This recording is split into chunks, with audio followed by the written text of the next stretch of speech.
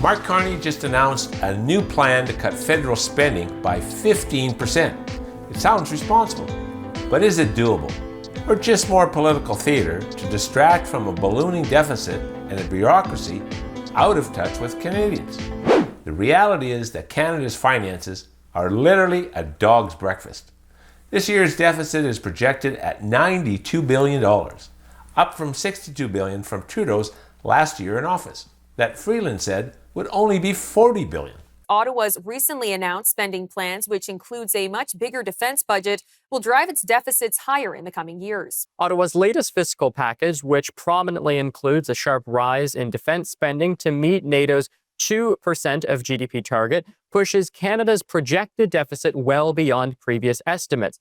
This fiscal year, the Institute warns Canada could run a deficit exceeding $92 billion, driven primarily by the $9 billion defense bump announced by Prime Minister Mark Carney. That figure is staggering, roughly double the shortfall projected by the Parliamentary Budget Officer before the spring election.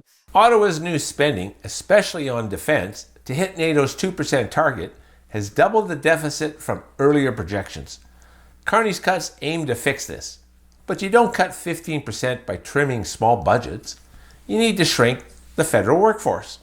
Under Trudeau, the federal public service grew by 40%, nearly 450,000 civil servants. During each of the last 5 years Stephen Harper was in office, the civil service got smaller. But since Justin Trudeau took office, there's been more and more civil servants every year. Ottawa has been hiring all over the country, especially in 2 Atlantic provinces.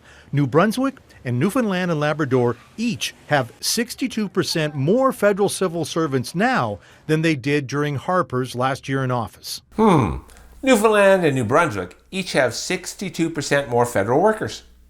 I wonder if this has anything to do with the Carney Liberals sweeping the Atlantic provinces in the election. Stats Can just released another jobs report, and it shows the tale of a ballooning bureaucracy and a struggling private sector. Okay, so in the last month alone, the number of government bureaucrats added were about 23,000, whereas private sector jobs went down about 27,000. This imbalance hits Canadians hard. While private sector workers lose jobs, like Sears and Hudson's Bay, taxpayers are forced to fund a growing bureaucracy that delivers little value. Small businesses struggle. Families face higher costs. Yet Ottawa's hiring spree continues unchecked. It's your money, and it's being spent on a system that's leaving everyday Canadians behind. And then you think, I wonder what all of these federal workers are actually doing. Well, it turns out that 60% of them aren't even complying with a mandate that they must spend at least 3 days a week in their respective federal office buildings. Public servants aren't following Ottawa's work in the office rule. The remote work mandate requires all staff employed under the Treasury Board to work on site a minimum of 3 days a week. The Canadian Press asked for compliance rates from a number of federal departments, including the 3 with the largest workforces: the Department of National Defence, the CRA, and the Employment and Social Development. Of those 3, Defence, which employs about 29,000 people, saw the lowest rate of compliance, with just 31% and 60% of employees following the mandate in December and January. So, there seems to be either ineffective management or they simply have freedoms that private sector workers can only dream about. And a recent ruling by a federal judge also guarantees federal workers another job if theirs is cut. What does this mean? It means they can't be fired. So how is Mark Carney supposed to cut 15% on government spending? It would mean he'd have to rewrite union contracts. Yeah, like that's going to happen. So, while the private sector continues to struggle, federal workers are living large. It's like a whole new upper class of elites living off of your money.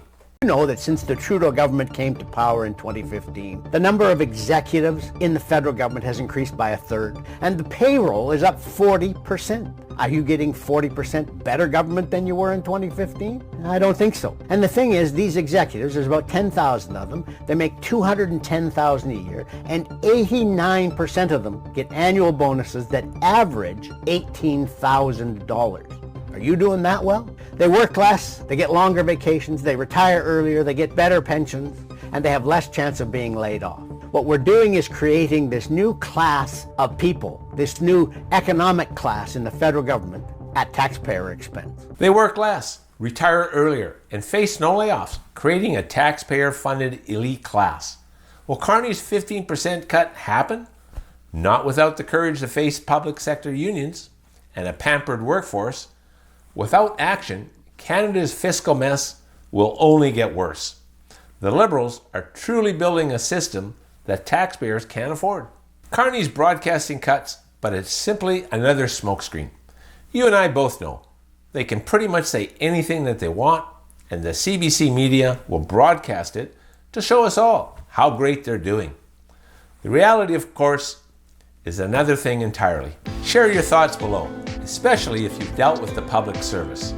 Like, share, and subscribe to It's Your Money to keep Canada's finances transparent. I'm Glenn Zacher. I'll see you next time.